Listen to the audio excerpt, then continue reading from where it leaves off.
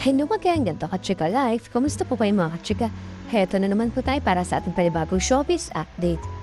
Bago po tayo magsimula, gusto ko lamang po magpasalamat sa patuloy niyo pong pagsuporta at sa paniniwala niyo po sa channel na to. Maraming salamat po. Unang showbiz update po natin is about po kay Miss Claudine Barreto. Si Miss Claudine Barreto nga po ang bagong karagdagan sa cast ng Totoy Bato, ang action drama primetime series ng TV5 na pinagbibidahan nga po ni Mr. Kiko Estrada. Ito ang muling pagsasama nila sa isang proyekto ng kanyang ex-boyfriend na si Mr. Mark Anthony Fernandez. Diamond ang pangalan na karakter na gagampanan po ni Miss Claudine sa Totoy Bato at nagumpisa na po ang kanyang taping noong nakarang linggo. Natuwa nga po ang mga tagahanga ni na Mr. Mark at Miss Claudine Barreto dahil nga po magkasamang dalawa sa Totoy Bato. Marami po ang nag-aakalang ang drama series na ito ng Kapatid Network ng reunion project ng kanilang mga hinahangang artista makalipas nga pong matagal na panahon.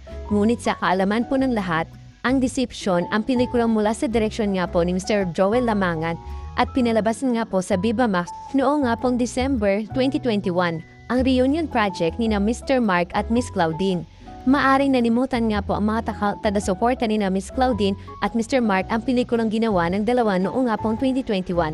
Dahil nga po panahon pa ito ng coronavirus pandemic, ibinahagi nga po ni Miss Claudine sa kanyang social media page ang mga video na kuha mula sa pictorial nila Mr. Mark para sa Totoy Bato.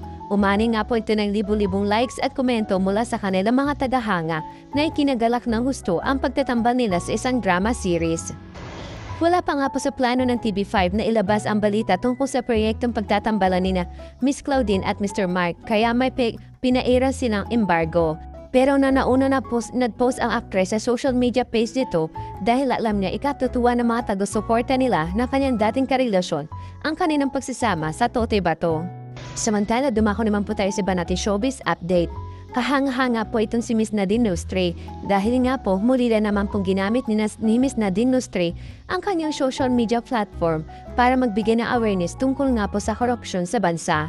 Nirepost kasi ni Miss Nadine sa kanyang IG stories ang video na yumaong Senator Miriam Defensor Santiago. Heto nga po ang message ng pumanaw na politiko. Why is this country so poor? Why is life so hard? Because politics in this country is so corrupt. Ang nakakaloka nga po, may mga nag-intriga nga po mga netizen na nagdidare nga po kay Miss Heart Ibanglista na i-share at i-repost din sa social media nito ang nasabing reel nga po ni Miss Senator Miriam Defensor Santiago. Kilalang malapit kay Miss Heart ang senadora nung nabubuhay pa ito. Ninang pangapo niya ito at tinuturing ding second mom. Natanong ko lamang po paano naman ito i-share ni Miss Heart Ibanglista? Hindi ba?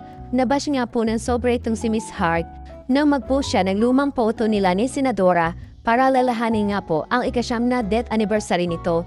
Obviously, ibang iniisip na mga basher ni Miss Heart kung tungkol nga po sinasabi ni Miss Miriam Defensor Santiago sa corrupt government official. Samantala, viral nga po ngayon sa online world ang performance nga po ni Miss Rufa May Quinto sa Your Face Sounds Familiar nga po kung saan ginaya niya si Miss Vice Ganda.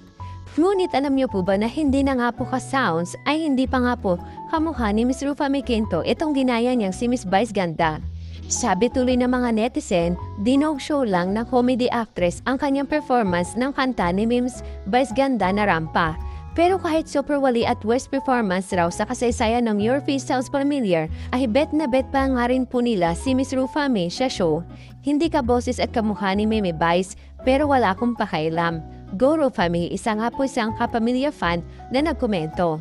Sabi naman po ng isang komento ulit, hindi nga ka-face, hindi rin ka-sounds, pero ang saya panoorin. Sabi pa nga po na isang komento, ito na yata ang pinakasablay na performance sa Your Face Sounds Familiar Philippines history, pero ito rin ang pinaka-funny for all the wrong reasons. I still love you so much, Rufa May. Sabi naman po ng isang ex-user. Aliw na aliw nga po ang mga viewer kaya request nila na huwag alisin ang comedy actress sa kompetisyon. Pero sa pagkakalam po natin ay walang matatanggal sa 8 celebrity performance dahil inipon at natatanggap nilang points mula sa judges at kapwa performers na magiging batayan sa pagpili ng top performer. Samantala, dumako naman po tayo sa pinakahuli nating showbiz update. Si Miss Mele Contiveros lang talaga ang sakalam. Pagdating nga po sa pagbibigay at napakakandit sa social media greetings.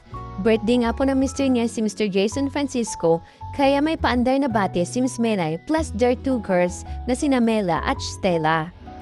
Sa kabila nga po ng isyung away-bati sila, para kay Miss Melay ay si Mr. Jason ang hulog ng langit sa kanya. Sabi nga po ni Miss Melay, "Happy birthday to our father of the family, that we respect and love much. Hindi ko na kaya mag-English kaya salamat my love sa iyong buhay na bigay ni Lord. At talagang hulog ka ng langit sa akin at sa amin. This moment of my life ko napantunayan ko na kaya pala tayo nagkakilala sa PBB, hindi lang dahil sa Melason fan, pero dahil pala sa mas malalim na rason at yun ay magkasamang matuto sa buhay ng bawat isa. Dami ko natutunan sa iyo at di ko ako sure kung ganun ka din sa akin. Pero sa kabila ng lahat, diretsahan nga pong sinabi ni Miss Melay na ikalawa lang sa buhay niya ang asawa. Dagdag pa nga po niya, basta always remember papang, second love lang kita ha, kasi si God ang first love ko. Pero yun man ang the best sa relationship natin kasi si Lord ang center sa ating life. Love you, my love together with our chicken nuggets. We will respect your privacy, hehe.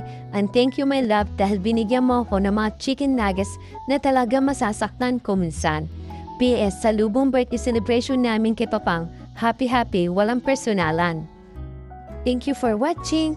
Kung nagustuhan niyo po ang video ito, subscribe na sa Starlight Showbiz YouTube channel and please don't forget to hit the bell button for our latest updates.